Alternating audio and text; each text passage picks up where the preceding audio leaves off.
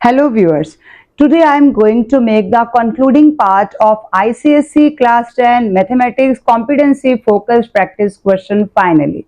So start करते हैं. Now starting with question number 110, which is like an essay like question from commercial mathematics. Why I am saying that this is an essay? क्योंकि आपको question में खुद ही पता चल जाएगा, बहुत छोटा सा क्वेश्चन है.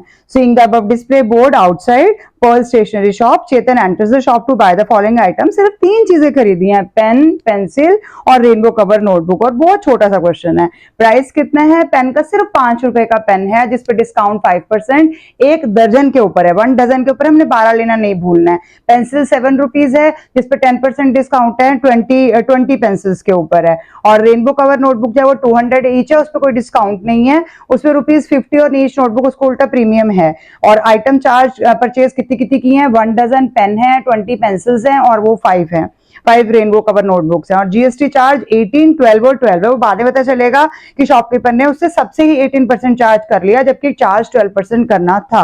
तो वो अब हम धीरे धीरे क्वेश्चन में जैसे से आगे जाएंगे. Shopkeeper handed over the bill to Chetan, saying that he has given further discount of 2% on total bill. Chetan become so happy कि ओहो मुझे 2% डिस्काउंट मिल गया. लेकिन बाद में उसके साथ को पता लगा, जो हमारे साथ भी नॉर्मली होता ही है, कि 2% डिस्काउंट दिया है लेकिन 18% जीएसटी सारे आइटम्स पे चार्ज कर दिया, जबकि आइडियली उसको सिर्फ पेन पे चार्ज करना चाहिए था.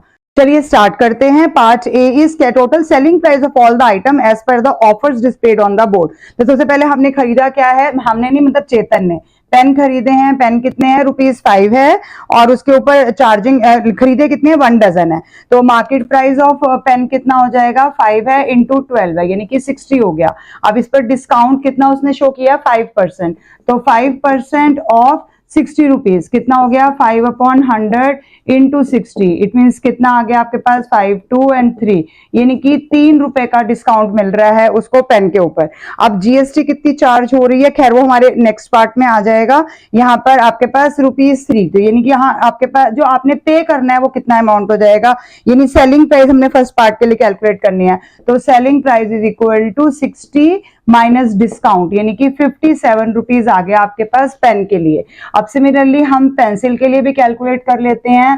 पेंसिल के लिए आपके पास मार्केट प्राइस कितना आ जाएगा?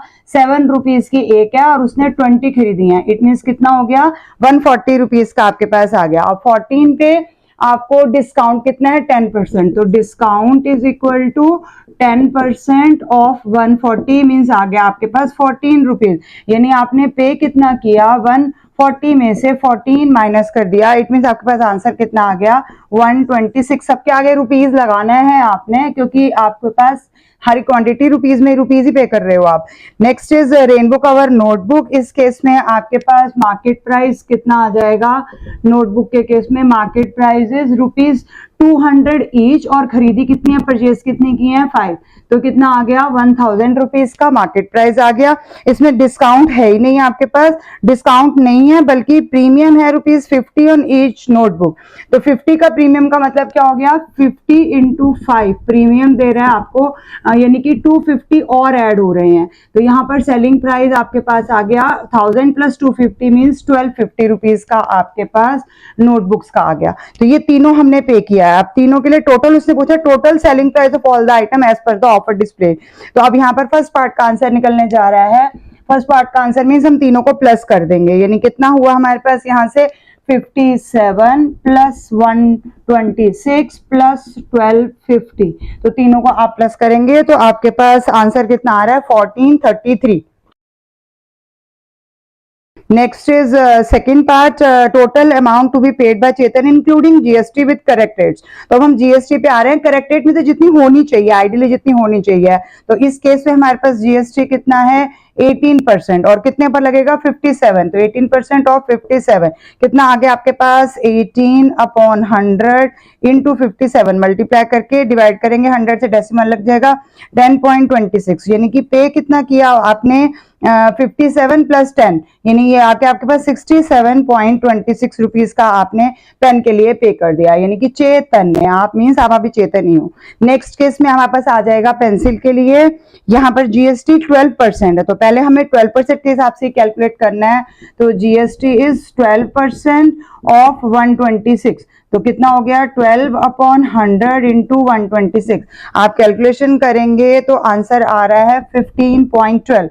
यानी आपने पे कितना किया यहाँ पर, अगर हम यही जीएसटी 12% वाली पे करेंगे इस पे, तो इट इज 141.12 रुपीज। तो ये आप पेंसिल के लिए पे कर रहे हैं। नेक्स्ट इज नोटबुक की बारी आ रही है। नोटबुक पे जीएसटी इज अगेन 12%, तो जीएसटी इज 12% ऑफ 1250। तो कितना हो गया 12/100 इंटू 1250। आप कैलकुलेट करेंगे तो आंसर इज ₹150। तो 150 के हिसाब से आपके पास कितना आ जाएगा, पेमेंट आपने कितनी करी है, पेड इज 1250 प्लस 150 मीन्स 1400 आपने नोटबुक के लिए पे किया है। अब पूछा क्या जा रहा है, total amount to be paid by Chetan including GST with correct rates, यानी आप तीनों को प्लस करना है। तो सेकेंड पार्ट के लिए आप सबको प्लस कीजिए, 1400 प्लस 41.12 प्लस 67.26। जो आप तीनों को प्लस करेंगे योर आंसर विल बी 1608.38। ये आपके पास आंसर आ रहा है सेकंड पार्ट के लिए। हाँ जी, तो थर्ड पार्ट में actual amount charge by the shopkeeper, यानी कि शॉपकीपर ने कितनी चीटिंग करी है हमारे साथ। तो पहले इनिशियल पेड प्राइस हमारे पास ये था, लेकिन अब जब नया जीएसटी आएगा तो न्यू जीएसटी हमारे पास कितना आ रहा है 18%। 18% ऑफ कितने का, जो हमने पेमेंट देनी थी वो कितनी थी 126। तो 18% ऑफ ₹126 अब हम पे करेंगे यहाँ पर, जो कि हमारे पास आ रहा है 22.68। तो ये तो हो गया जीएसटी, पर जो ओरिजिनल प्राइस हमने देना है वो भी तो पे करना है ना, वो कितना है 126। यानी आप इन दोनों को प्लस करेंगे तो आंसर आ रहा है 148.68 रुपीज। ये आ रहा है न्यू जीएसटी को लगाकर। 141 था, 148.68 हो गया। नाउ सेम चीज, इसका जीएसटी तो ऑलरेडी 18% था तो वो 18 पे ही था, लेकिन अब हमने इसका 18% पेंसिल का निकाला और हम रेनबो नोटबुक का भी निकालेंगे। तो इसका जीएसटी नाउ इज 18%, फिर से हमें लेना है 18% ऑफ। यहाँ हमने इसका लिया था 1250, अब 18% of 1250 mean 18/100 into 1250। It mean अगर आप कैलकुलेट करोगे तो आंसर इज ₹225। और पेमेंट पेड कितना किया हमने, 225 को प्लस किया जितना हमने पहले पे कर रहे थे। ओरिजिनल हमारे को पॉइंट देना था 1250, तो 1250 में प्लस करेंगे तो आपके पास आ रहा है 1475। तो इतना आप रेनबो नोटबुक के लिए पे कर रहे हैं। अगर हम जीएसटी 18% को चार्ज कर रहे हैं तो टोटल जीएसटी जो नया वाला है उसके हिसाब से तीनों का पेमेंट कितना होगा, 67.26 तो वो रहेगा क्योंकि इसका जीएसटी 18 ही था। अब न्यू वाले केस में हमारे पास कितना हो गया, पेंसिल के लिए 148.68 हो गया और रेनबो नोटबुक के लिए 1475.00 हो गया। अब इसको कैलकुलेट करेंगे तो 8 6 14 एंड 6 to 8 एंड 9 94 आ जाएगा। यहाँ पे आपके पास 94 और डेसिमल लगाइए और यहाँ पर आ गया 1690.94। ये आपके पास आ गया टोटल, जो शॉपकीपर ने बिना बताए जीएसटी 18% ले लिया ना। अब शॉपकीपर ने बोला क्या है कि मैं आपको 2% डिस्काउंट भी दे रहा हूं, इतने पे 2% डिस्काउंट दे रहा हूं, यानी कि 2% ऑफ। मेरे पास जगह कम है तो मैं यहीं पे शो करूंगी आपको। 2% ऑफ इतने का निकाला आपने तो आंसर आ रहा है 3381.88 और उसके नीचे आपके पास 100 भी आएगा तो आपके पास आंसर कितना बना 33.818। तो इतना आपके पास आंसर आ गया, यानी कि उसने इतना दिखा दिया कि मैंने आपको, जिसके लिए चेतन खुश हो रहा था, वो डिस्काउंट कितना 33.81 इतना का डिस्काउंट दे रहा है। अब आ जाइए अपने ओरिजिनल प्राइस पे जो हमने देना, मतलब actual amount charge by the shopkeeper. तो शॉपकीपर ने दिखा कितना दिया कि मैं इन तीनों को प्लस करके कितना 1690.94 दे रहा हूं और उसमें से फिर आप इतना सा माइनस कर दो। तो ये आपका थर्ड पार्ट का आंसर हो गया 1690.94। ये उसने दिखाया, मतलब दिखाया तो है ही नहीं, ये हमारे को बस बताया और इसमें से 2% का माइनस कर दिया तो कितना आ जाएगा, यानी ये वाला 33.81 इसमें से आप माइनस कर दोगे, 33.81 माइनस करेंगे तो योर आंसर विल बी 1657.1212। यानी ये आपने उसको पे कर दिया। Actual amount charge by the shopkeeper उसने 1657.1212 ये आपसे ले लिया है। अब डिड द शॉपकीपर ओवरचार्ज चेतन, क्या उसने उससे ज्यादा पैसे लिए हैं? तो हमें तो दिख ही गया कि ज्यादा लिए हैं, लेकिन अब कितने लिए हैं, तो कितने लिए हैं तो हम ये लिखेंगे यही वाला अमाउंट जितना आ रहा है 1657, इसमें से माइनस क्या करेंगे, जितने उसने ओरिजिनली देने थे पहले, यानी पहले कितने देने थे, अगर वो सही जीएसटी चार्ज करता तो उसको इतने ही पैसे देने थे। कितने हैं ये 16 08.38। आप इसको सब्ट्रैक्ट करेंगे तो आपके पास फोर्थ पार्ट का आंसर आ जाएगा, यानी शॉपकीपर ने कितना ओवरचार्ज किया है। तो ये आ रहा है आपके पास 48.7412। इतने रुपीज उसने फिर भी ओवरचार्ज कर लिया, यानी कि दिखाया तो ये कि मैं बहुत अच्छा हूं, मैं 2% डिस्काउंट दे रहा हूं, लेकिन अंदर अंदर बिल में क्या कर दिया वो पता भी नहीं चला।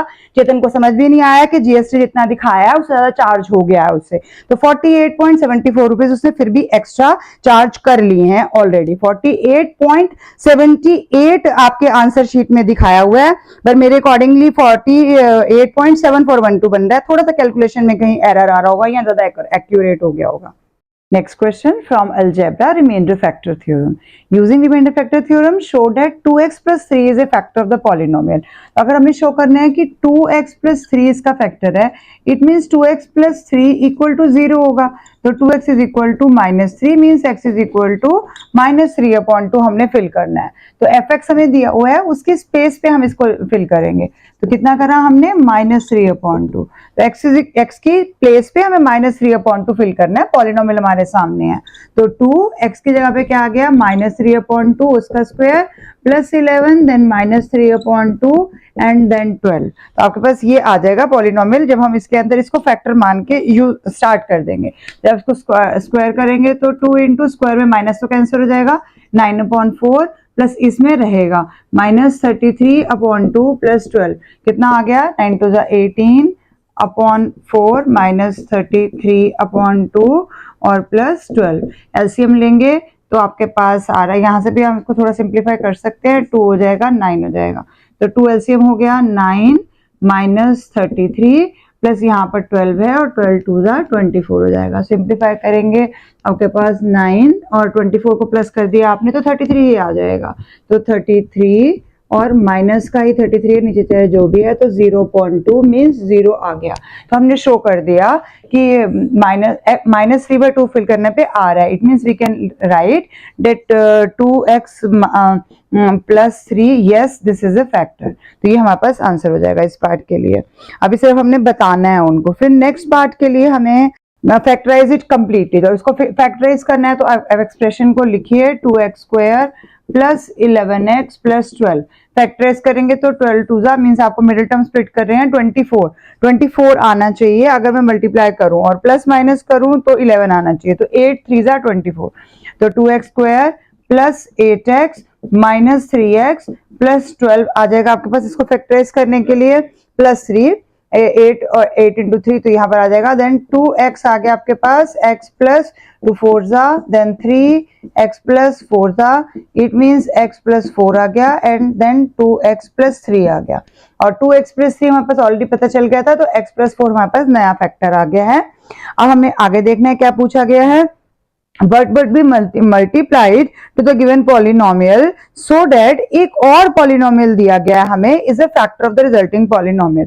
बेसिकली वो क्वाड्रेटिक है आपके पास, x² प्लस 3x माइनस 4। तो हम इसको भी मिडिल टर्म स्प्लिट करके पहले थोड़ा सिंप्लीफाई कर लेते हैं। तो हमें 4 चाहिए है, that means x² plus 4x minus x minus 4। तो x आ गया, x plus 4 minus 1 x plus 4 it means x minus 1 और x प्लस 4। ये हमारे पास दो फैक्टर्स आ गए। अब उसने बोला इसको हम किससे मल्टीप्लाई करें कि ये भी इसका फैक्टर बन जाए। अब x प्लस 4 तो ऑलरेडी यहाँ पर आ ही गया है, तो हमें मल्टीप्लाई किससे करना पड़ेगा। हम मल्टीप्लाई करेंगे बचे हुए फैक्टर यानी कि x माइनस 1 के साथ अगर मल्टीप्लाई कर देंगे तो ये भी उसका फैक्टर बन जाएगा। Also right the resulting polynomial, मतलब मल्टीप्लाई करने के बाद जो आपके पास आ रहा है रिजल्टिंग पॉलिनोमियल, उसका आंसर भी आपने लिखना है। तो स्टार्टिंग में हमारे पास क्वेश्चन यहाँ से स्टार्ट हुआ था, तो एक ब्रैकेट ये हमारे पास ऑलरेडी है और इसको हम मल्टीप्लाई किससे कर रहे हैं, x माइनस 1 के साथ। तो आपके पास रिजल्टिंग पॉलिनोमियल बन जाएगा। तो रिजल्टिंग पॉलिनोमियल के लिए आप यहीं पर इसको मल्टीप्लाई कर लीजिए, आपके पास आंसर आ जाएगा। 2x² को x के साथ करेंगे तो 2x³ हो गया माइनस 2x² हो गया प्लस 11, x को करेंगे तो 11x² हो गया माइनस 11x हो गया। Next is 12x and minus 12।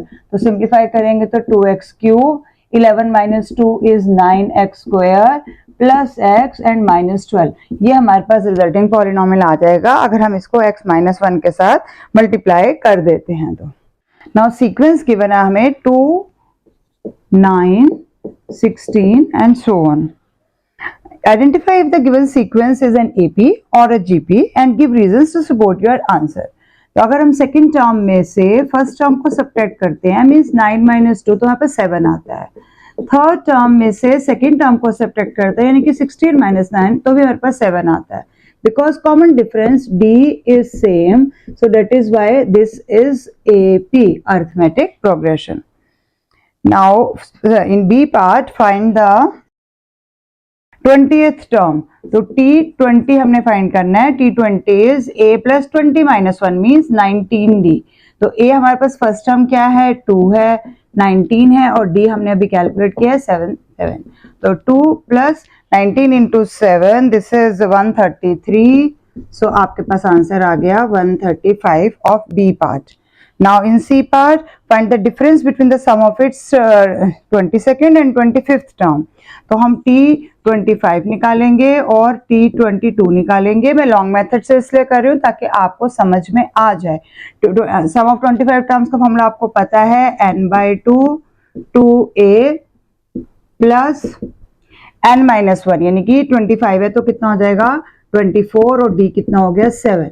इसमें से ही हम सब्ट्रैक्ट कर देंगे. 22 मीन्स 22 n/2 देन 2a तो सेम ही रहेगा प्लस 21 इंटू 7 यहाँ पर आ जाएगा आपके पास. अब बाहर आ गया 25/2 और अंदर आपके पास क्या है थोड़ा सा सिंप्लीफाई तो करना पड़ेगा आपको.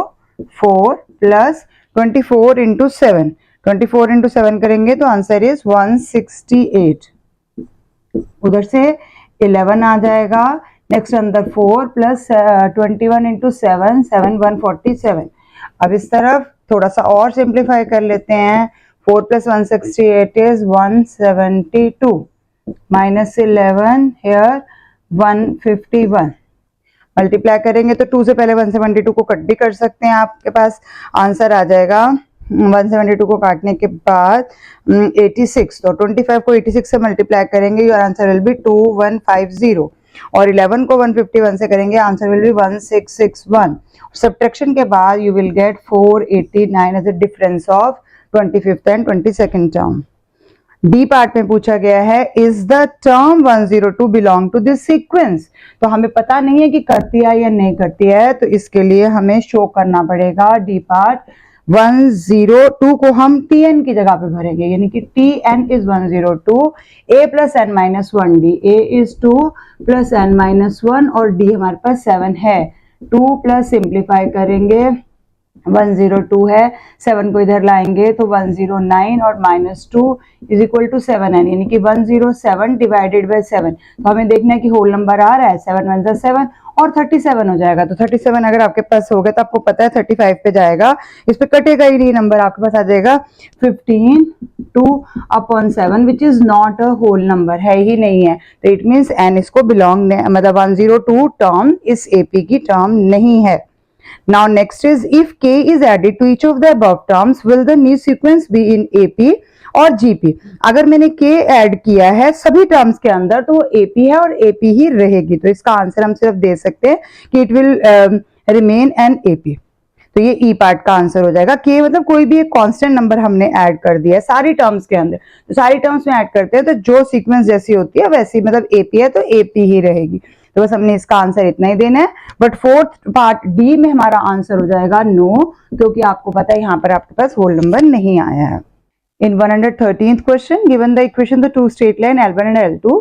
L1 की इक्वेशन आपको गिवन है x minus y is equal to 1 और L2 की भी इक्वेशन गिवन है. L2 की equation is x plus y is equal to 5. ये दो इक्वेशंस गिवन है respectively. L1 and L2 intersect at point Q वो हम बाद में यूज करेंगे. पहले हमारे पार्ट्स पे find the equation of line L3 which is parallel to L1. तो L1 के पैरेलल लाइन अगर हमें चाहिए तो हमें इसकी स्लोप निकालनी है. अब स्लोप के लिए हम इसको उसी फॉर्म में लाएंगे.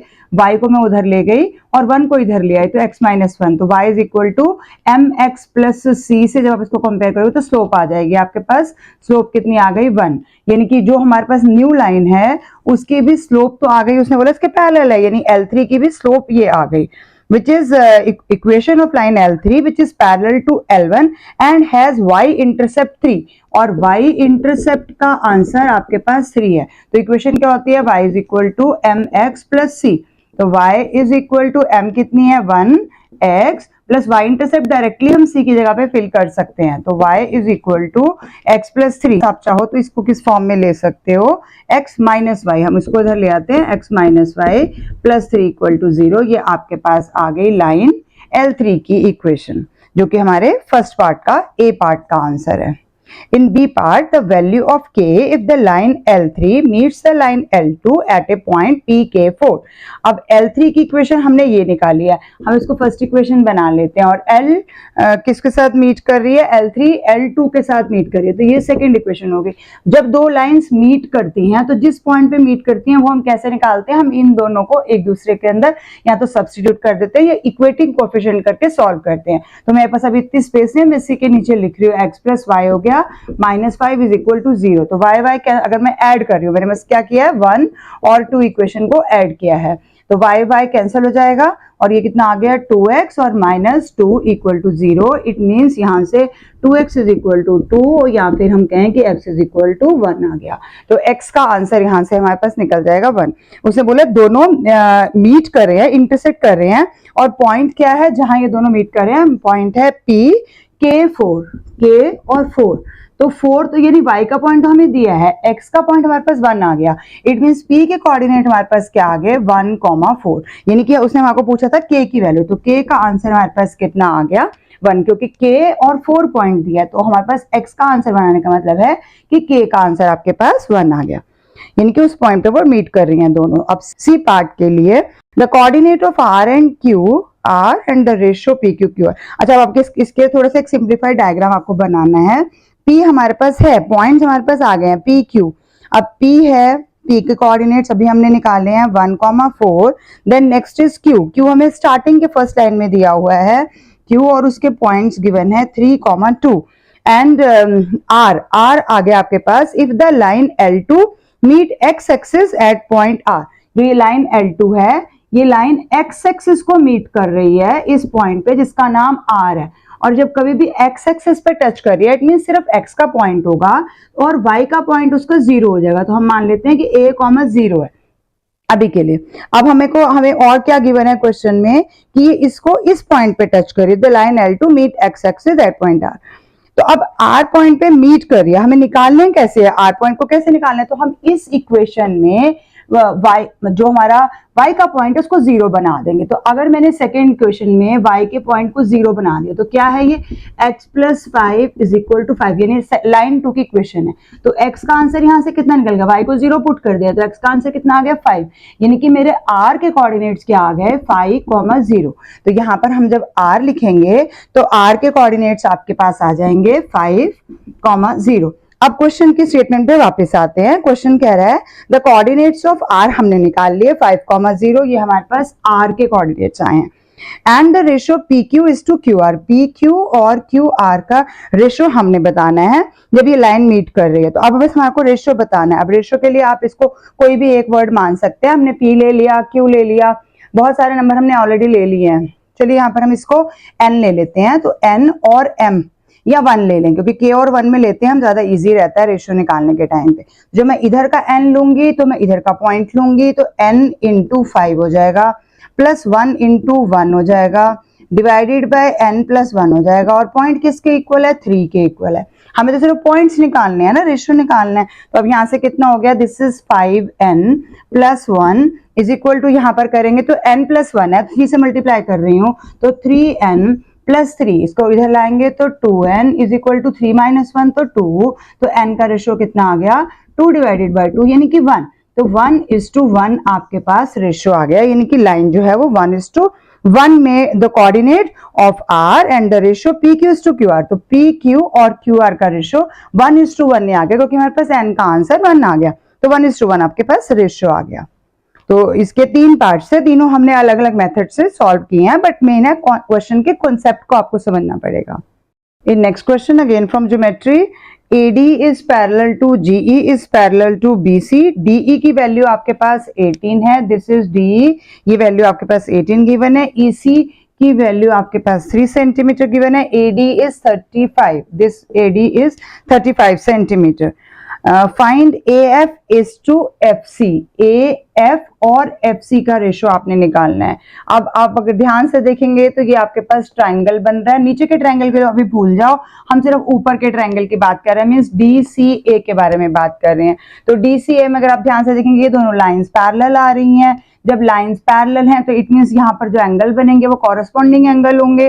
चाहे तो आप इसी एंगल को ले लो, दोनों कॉरेस्पॉन्डिंग एंगल होंगे. और AA एक्सियम से ये दोनों ट्राइंगल, छोटा वाला और पूरा ट्राइंगल, सिमिलर प्रूव हो जाएंगे. कौन सा ट्राइंगल हमने प्रूव किया? Similar. CEF, triangle CEF is similar to triangle CDA. ये हमने प्रूव कर दिया किससे? AA एक्सियम से, क्योंकि दोनों कॉरेस्पॉन्डिंग एंगल हो गए. या फिर आप इनमें तो ऐसा भी कर सकते हो कि आप ये एंगल भी ले सकते हो, क्योंकि ये भी कॉमन एंगल है दोनों ट्राइंगल्स का. तो दोनों सिमिलरिटी हो गई इनके अंदर. अब अगर सिमिलर हो गए तो साइड्स प्रोपोर्शन में हो जाएंगी. साइड प्रोपोर्शन में हो जाएंगी तो CEF छोटे ट्राइंगल की कौन सी साइड है? 3 है. तो साइड प्रोपोर्शन में होने का मतलब हम CE अपॉन नीचे, अगर हम पूरे बड़े ट्राइंगल की साइड लेंगे, क्योंकि हमने कौन सा लिया? CDA, तो पूरी साइड क्या हो जाएगी? CD. तो CE अपॉन CD का जो रेशियो आएगा वही रेशियो CF और पूरा CA या AC का आएगा. हमारे से पूछा क्या गया है? AF और FC का पूछा गया है. AF और FC, यानी हमें इसको इसी फॉर्म में लाना है. तो अगर हमारे पास साइड प्रोपोर्शन में है तो हम वो भी ले सकते हैं. हम ये ना ले करके हम AF और FC भी ले सकते हैं. कैसे? कि मैंने यहां से AF लिया और यहां से FC हुआ, यानी कि ऊपर वाले ट्राइंगल की साइड हुई, लेकिन नीचे वाले में से मुझे -1 करना पड़ेगा, तो थोड़ी सी दिक्कत आ जाएगी. इसलिए बेटर रहेगा कि हम इसको पहले नॉर्मल सॉल्व कर ले. AF और FC अगर मैंने लिया तो AF और FC का रेशियो कितना आएगा? जितना यहां से इसका आया है. कितना है? This is DE upon EC. तो अब AF और FC का रेशियो है, DE कितना है आपके पास? 18 और EC कितना है आपके पास? 3. इट मीन 6 और 1. तो 6:1 का रेशियो आ रहा है आपके फर्स्ट पार्ट के लिए. AF और FC का रेशियो है 6:1. आप चाहो तो ऐसे भी कर सकते हो, इसमें से भी अगर मैं -1 कर दूंगी तो यही सेम आंसर आपके पास आ जाएगा.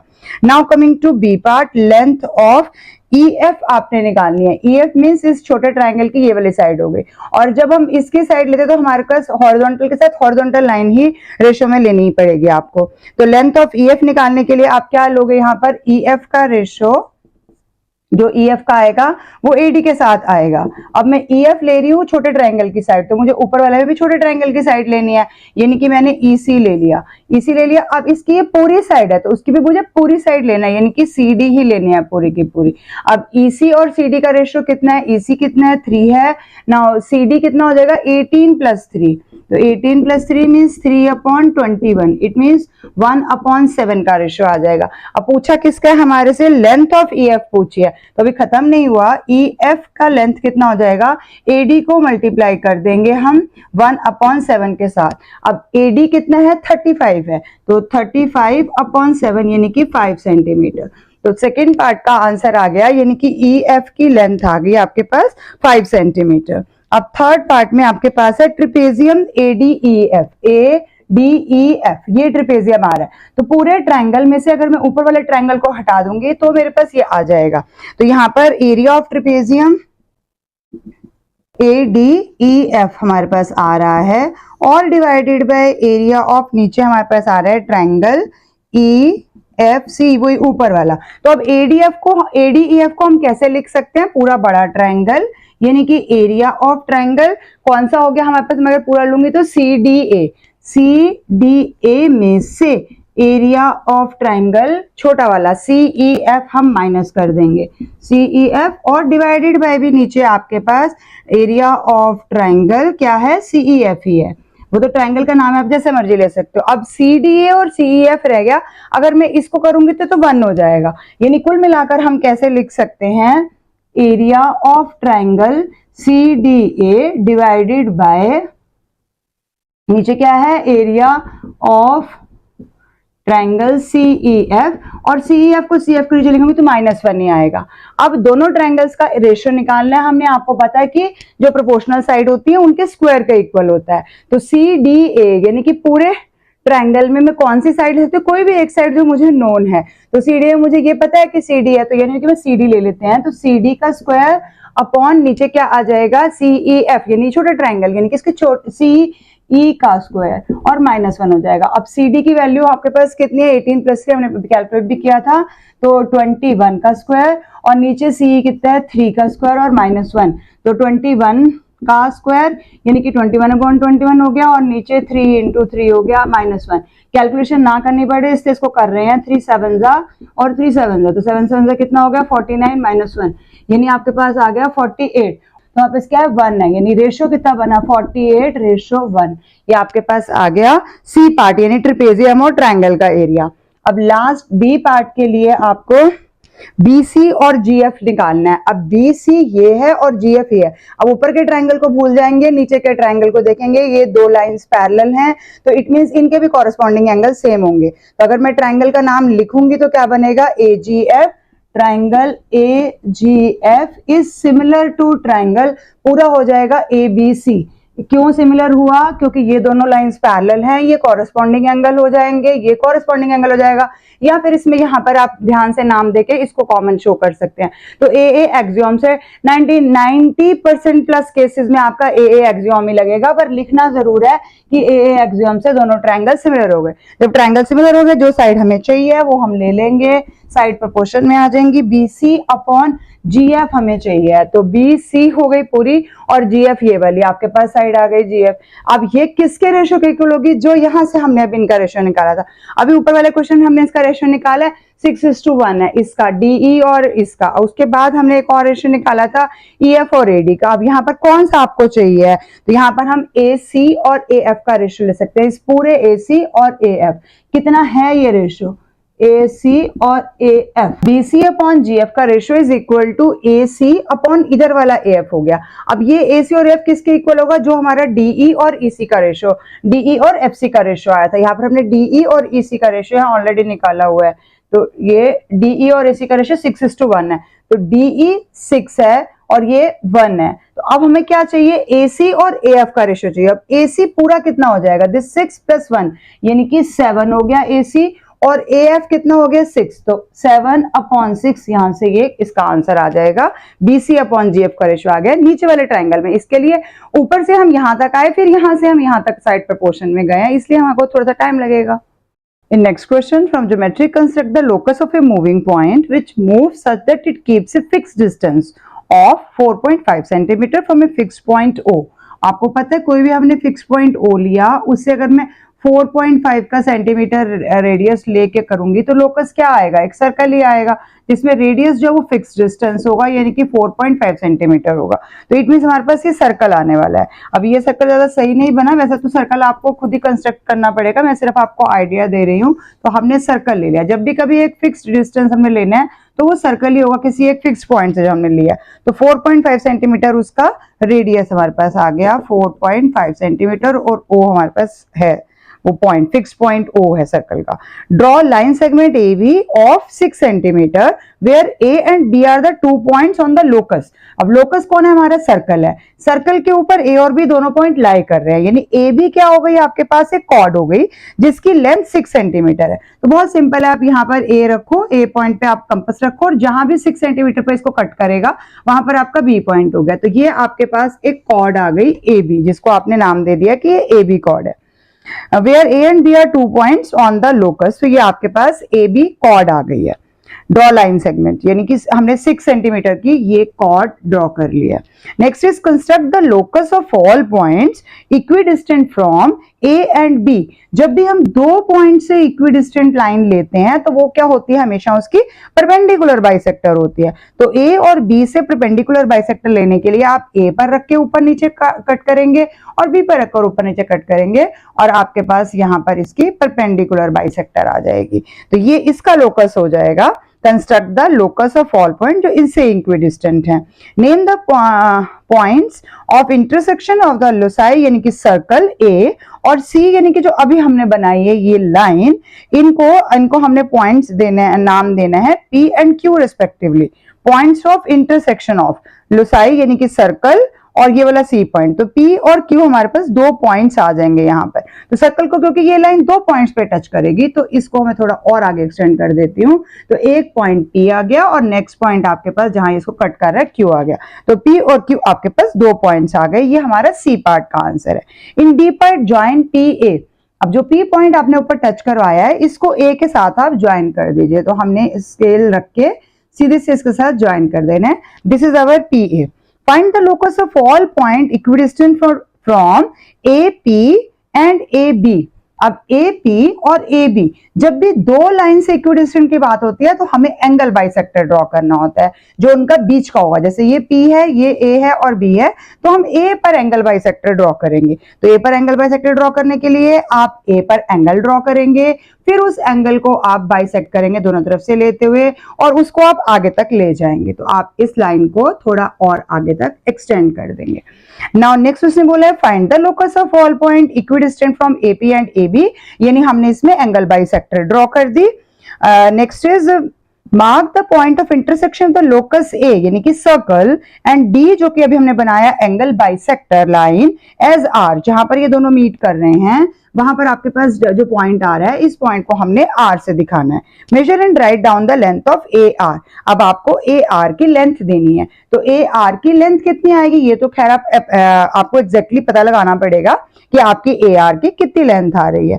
तो इस केस में आई थिंक ए आर की लेंथ आपके पास आ रही है 8.8 सेंटीमीटर। लेकिन इस क्वेश्चन में आपके पास दो आंसर्स दिए हुए हैं, 8.8 भी हो सकता है, 4.8 भी हो सकता है, क्योंकि स्टूडेंट ऐसा भी कर सकता है कि वो P और Q इंटरचेंज कर दे। जैसे उन्होंने बोला कि वो लोकस यानी कि सर्कल को जहां टच कर रहा है, तो अगर मैंने इस Q की जगह पे यहां पर P लिख दिया तो P के लिए मुझे यहां से नीचे की तरफ आना पड़ेगा, मेरा AP यहां जाएगा, कॉर्ड यहां है, तो मैं इस एंगल को जब बाइसेक्ट करूंगी तो मेरा एंगल नीचे की तरफ जाएगा। जब नीचे की तरफ जाएगा तो लाइन इसके बीच में आएगी, तो उससे मेरा रेडियस जो है वो 4.8 सेंटीमीटर हो जाएगा।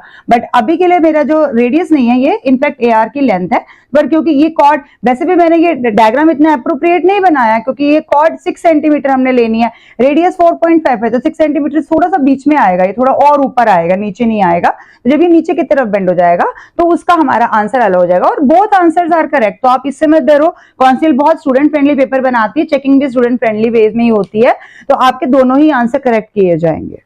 कंस्ट्रक्टेड रेगुलर हेक्सागन ABCDEF, तो अब मैं पूरा पैरामीटर नहीं ले सकती हूँ। 4.3 सेंटीमीटर की एक लेंथ ले लिया आपने, ए पॉइंट ले लिया, सारे एंगल्स 120 के बनाने हैं आपने, 120 के लिए आपने आर्क लगाया 60 एंड देन दिस इज 120। तो बस बिल्कुल बारीक पेंसिल होनी चाहिए, उसके साथ आप 120 का एंगल बना दोगे।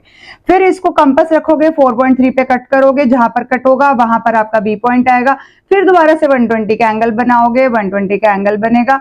फिर 4.3 कट करोगे, फिर 4.3 पे 120, फिर दोबारा 120 और फिर दोबारा 120। ठीक है, जहां तक आएगा आपके पास 4.3 तो खैर मेरा है ही नहीं है, तो इस तरह से आपके पास एक रेगुलर हेक्सागन आ जाएगा ABCDE और F, और सारी साइड्स 4.3 ही होनी चाहिए। जब आप कंपास से नीटली ड्रॉ करोगे तो इक्वल आएगा, लास्ट वाली साइड थोड़ी सी छोटी रह जाती है, लेकिन अगर आप बहुत एक्यूरेटली बनाओगे तो वो भी नहीं होगा। And construct is circumscribed circle. अब मुझे सर्कमस्क्राइब्ड सर्कल बनाना मतलब सर्कल बनाना है इसके साइड में, तो सर्कल बनाने के लिए हमने क्या करना है, परपेंडिकुलर बाइसेक्टर्स ड्रॉ करनी है, कोई भी दो एडजेसेंट साइड्स की। जैसे मान लो मैंने AF ले लिया, AF की परपेंडिकुलर बाइसेक्टर ड्रॉ करने के लिए हम ऊपर और नीचे आर्क लगाएंगे, F पे रख के भी ऊपर नीचे लगाएंगे और इसकी परपेंडिकुलर बाइसेक्टर ड्रॉ कर देंगे। और इसी के एडजेसेंट चाहे AB ले लो चाहे FE ले लो, तो हमने AB ले ली और AB पे भी हम ऊपर नीचे रख के ऐसे आर्क लगाएंगे और इसको फिर इस लाइन को भी परपेंडिकुलरली बाइसेक्ट कर देंगे। जिस पॉइंट से ये दोनों मीट कर रहे हैं उस पॉइंट पे हमने मान लो O पॉइंट ले लिया, यानी कि सेंटर ले लिया इसका। अब इससे हमने करना क्या है, सर्कल पूरा करना है, तो सर्कल कंप्लीट करने के लिए हम क्या करेंगे, O पर कंपास को रख के OA को रेडियस ले लेंगे, क्योंकि बाहर आना है सर्कल, तो OA को रेडियस लेते हुए अब इसके ऊपर आपको सर्कल बहुत नीटली बनाना है। ऑब्वियसली मेरा नहीं अच्छा बनने वाला, लेकिन मैं आपको बता रही हूँ कि हर कॉर्नर को टच करना चाहिए।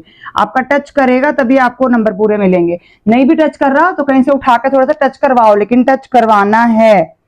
Now also construct tangents to the circumscribed circle at point B and C। अब मान लो मेरे पास ये B और C दो पॉइंट्स हैं, इन पर क्या बनाना है, टेंजेंट कंस्ट्रक्ट करनी है। तो टेंजेंट क्या होती है, जो रेडियस के साथ आपका 90 डिग्री एंगल बनाती है। तो बी पर रेडियस बनाने के लिए हमने ये रेडियस ड्रॉ कर लिया, ज्वाइन कर दिया ओ को बी के साथ, और इस पर 90 डिग्री एंगल बनाना। तो बी पर 90 डिग्री एंगल बनाओगे, 90 डिग्री एंगल तो आपको आता ही है, तो ये आपके पास मान लेते हैं हम, ये एक टेंजेंट आ जाएगी जो बी पर एक ही पॉइंट पे टच करेगी। ये एक टेंजेंट आ गई जो बी से हो रही है। सिमिलरली सी पर भी हम इसको रेडियस के साथ ज्वाइन कर देंगे और रेडियस के साथ 90 डिग्री एंगल बनाएंगे, और सी पर भी वो एक पॉइंट पे टच करती हुई एक रेडियस लाइन चली जाएगी जो एक ही पॉइंट पे टच करेगी। तो ये दो हमारे पास टेंजेंट्स ड्रॉ हो गई। Tangents to the circumscribed circle at point B and C which meets each other at point P, जहां पर ये एक दूसरे से मीट कर रही हैं, इस पॉइंट को हमने नाम दे दिया कि ये P पॉइंट है। Measure and record BPC, BPC को आपने रिकॉर्ड करना है, ठीक है। Now as you can see here, ये हमारे पास क्वाड्रिलेटरल आ गया, OCPB हमारे पास क्वाड्रिलेटरल है, जिसमें ये दोनों तो 90-90 निकल गया आपके पास, चारों का सारे एंगल्स का सम कितना है 360 है। अब ये अंदर वाला एंगल कितने का होगा आपको पता ही है, ये रेगुलर हेक्सागन है, रेगुलर हेक्सागन है तो टोटल कितना है 360 है, ये साइकिल पूरा 360 का है और डिवाइडेड बाय हमारे पास 6 साइड है। इट मीन अंदर कितने का हो गया 60 डिग्री का एंगल हो गया। इट मीन ये एंगल कितने का आ गया 60 डिग्री का आ गया। तो अब आपके पास OCPB में कितना आ गया, ये 60 है प्लस 90 है प्लस 90 है, और बचा हुआ एंगल जो हमने कैलकुलेट करना है यानी कि BPC है, इज इक्वल टू सारे एंगल्स का सम फिर से 360 होगा। तो इसमें से BPC का आंसर कितना निकल जाएगा, 90 90 180 हो गया, उधर जाके 180 और माइनस 60 यानी कि 120 डिग्री आपके पास इसका आंसर आ जाएगा BPC, जहां ये दोनों टेंजेंट्स मीट कर रही हैं। In question number 117, a mathematics teacher using certain amount of terracotta clay to form different shaped solids. First, she turned it into a sphere of radius 7 centimeter. तो पहला हमारे पास आ रहा है स्फीयर जिसका रेडियस जो है वो 7 सेंटीमीटर गिवन है। Then she made a right circular cone with base radius आपके पास है r is equal to 14 centimetre. Find the height of the cone so formed, इस कोन की हमने हाइट बतानी है, रेडियस गिवन है, so formed if the same clay is turn to form a right circular cylinder of height 7/3 centimetre. और इसी से हमने जब सिलेंडर बनाया तो सिलेंडर की हाइट है 7/3 सेंटीमीटर, ये हमें गिवन है, h गिवन है। Then find the radius of the cylinder so form, लेकिन इस केस में हमारे पास रेडियस यानी r नहीं गिवन है, वो हमें बताना है। And also compare the total surface area of sphere and cylinder so formed. तो पहले जब हमने इसको इसमें मोल्ड किया, इसको मतलब स्फीयर को कोन में मोल्ड किया, तो दोनों की वॉल्यूम तो सेम ही रहेगी। अब स्फीयर की वॉल्यूम क्या होती है, volume of sphere is equal to volume of cone, यहाँ पर आ जाएगा। वॉल्यूम की स्फीयर की कितनी है 4/3 पाई r क्यूब। अब r के आप अलग अलग सिंबल्स लेने पड़ेंगे आपको, क्योंकि हम सबके लिए तो रेडियस का ये नहीं ले सकते। और कोन की वॉल्यूम क्या होती है 1/3 पाई r स्क्वायर h, और मैंने यहाँ पर r पे ये डैश भी लगा दिया है। अब 3 को तो हम कैंसिल कर देते हैं इजी कैलकुलेशन के लिए, पाई को हटा देते हैं, बड़ा मजा आता है पाई काटते टाइम, और फिर 4। अब r कितना है यहाँ पर 7 का क्यूब इज इक्वल टू, यहाँ पर r डैश हमें पता है 14 दिया है, और 14 का स्क्वायर करना नहीं भूलना, इज इक्वल टू h। यहाँ पर हमारे पास कोन की हाइट आ जाएगी, तो कोन की हाइट कितनी आ गई आपके पास 4 है, 7 क्यूब मीन 7 इंटू 7 इंटू 7 है, और नीचे आपके पास 14 स्क्वायर आ गया। तो क्या क्या बच गया 7 2 2 2 4 और h is equal to 7 centimetre. तो हाइट आपके पास आ गई, कोन की हाइट आ गई 7 सेंटीमीटर।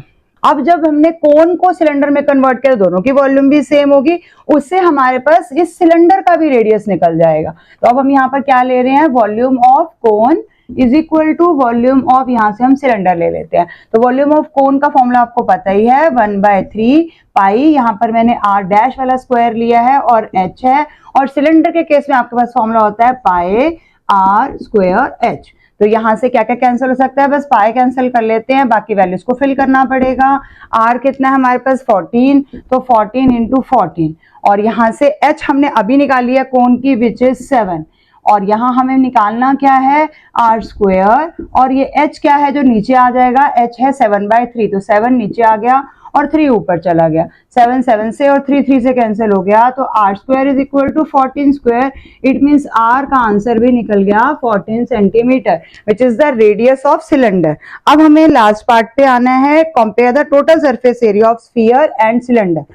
तो total surface area of sphere and total surface area of cylinder, क्या फॉर्मूला होता है स्फीयर का, 4 पाई आर स्क्वायर, और नीचे आपके पास सिलेंडर का क्या आ जाएगा, 2 पाई आर, एच हमारे पास पूरा होता है पर हम 2 पाई आर कॉमन ले सकते हैं, तो 2 पाई आर और आर प्लस एच, ये हमने कैलकुलेट करना है। तो कैलकुलेशन में इस तरफ कैलकुलेशन पे आ जाती हूँ, पाई पाई कैंसिल हो रहा है, 2 से यहाँ 2 आ जाएगा, तो 2 आ गया, रेशो हम निकाल रहे हैं total surface area of sphere and divided by cylinder, तो 2 है ऊपर और आर स्क्वायर, आर किसका है, स्फीयर का, यानी कि 7, तो 7 इंटू 7, डिनोमिनेटर में आपके पास क्या है, कैपिटल आर, जो कि आपने अभी निकाला है यहाँ पर 14 सेंटीमीटर, तो 14 कॉमन आ गया, 14 प्लस एच कितना है, 7/3, अब ऊपर क्या आ गया, 7 2 जा 14, ये 2 इतना कैंसिल ही हो गया, 7 अपॉन नीचे एलसीएम लेना पड़ेगा, 3 है, इसको करेंगे तो 4 3 12, 42 प्लस 7, यानी कि 7 अपॉन 49 अपॉन 3, तो 7 इंटू 3 अपॉन 49, 7 7 जा 49, यानी कि 3 अपॉन 7, तो रेशो आ रहा है 3:7, ये आपके पास आ गया टोटल सरफेस एरिया, रेशो किसका है, स्फीयर का सिलेंडर के साथ। Next question from trigonometry, a tree TS of height 30 metre, तो ये ट्री है टीएस जिसकी हाइट टोटल आपको 30 मीटर गिवन है, stands in front of a tall building, ये ए बी आपके पास टॉल बिल्डिंग है, two friends Rohit and Neha, R and N से आपको दिखाया गया है, along the same straight line joining the tree and the building, Rohit standing at a distance of, total Rohit का डिस्टेंस यहाँ से 150 मीटर गिवन है from the foot of the building, observe the angle of elevation of the top of the building as, यहाँ से रोहित को ये angle 30 degree का दिखाई दे रहा है, नेहा जहां अपनी जगह पे खड़ी है, observe the top of the building and the tree has the same elevation of 60 degree, तो वहां से उसकी ट्री और बिल्डिंग दोनों का ही एंगल ऑफ एलिवेशन 60 डिग्री दिखाई दे रहा है, डायग्राम गिवन है।